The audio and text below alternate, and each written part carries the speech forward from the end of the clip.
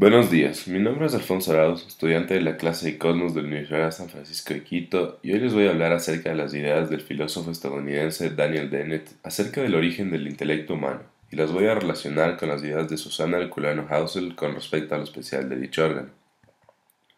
Esta es mi presentación número 2 y está titulada ¿Nuestra mente es tan fabulosa y única como pensamos?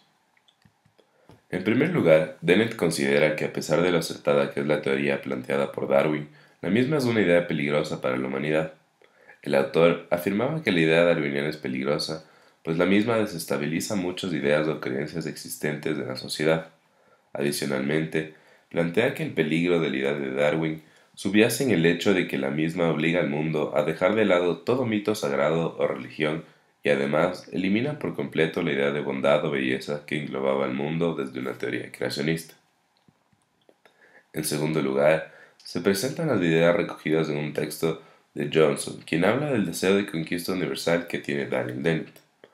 Por deseo de conquista universal, Johnson se refiere a que los darwinianos buscan que dicha teoría, y especialmente la selección natural, sea aplicada a las demás ciencias como verdad absoluta. Adicionalmente, Dennett plantea que la selección natural es como un ácido universal, pues no hay nada que lo detenga debido a que la misma se ha expandido mucho más allá de la ciencia de la biología y es una verdad que puede cambiar el rumbo de la antropología, la sociología e incluso la ética. Sin embargo, a pesar de los intentos de Dennett de expandir las ideas darwinianas a otros campos de estudio, existen muchos pensadores, especialmente filósofos, quienes se oponen a lo mencionado, y el argumento de estos últimos se basa en que el usar las mismas metodologías y basarse en las mismas teorías para ciencias tan diferentes como la biología y la filosofía es totalmente contraproducente. En tercer lugar, Dennett expresa sus opiniones de por qué el mundo debería dejar de un lado la ignorancia y los encierros, y que deberían aprender acerca de todas las religiones y las creencias, pero con el único objetivo de conocer el legado histórico de las mismas y no de adoptar su fe o sus valores morales. De igual manera, Dennett critica el pensamiento de un escritor religioso llamado Rick Warren, quien plantea que la vida del hombre necesariamente debe estar dirigida a Dios y que sin la creencia en el mismo, nuestra vida perdería sentido. En contraposición a Warren, lo que Dennett plantea es que el propósito de la vida no necesariamente debe estar relacionado con Dios.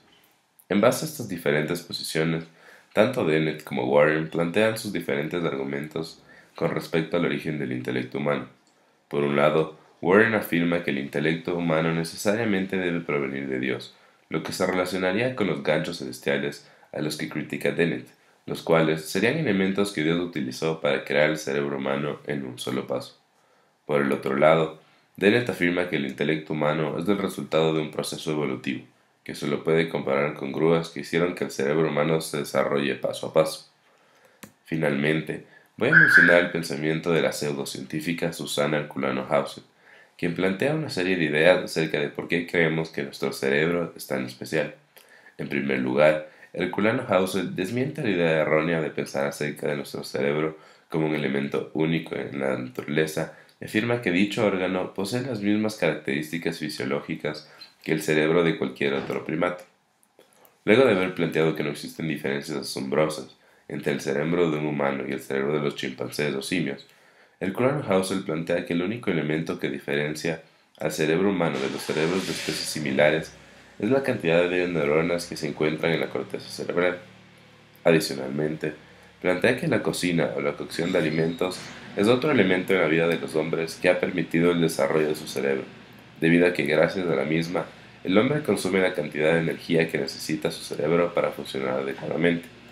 Para concluir, podemos decir que la metodología que utiliza Herculano Hausel se relaciona con las ideas de Dennett, pues ambos buscan conocer acerca del cerebro humano y la capacidad intelectual del ser humano, pero lo hacen mediante un método científico basándose en pruebas y evidencias.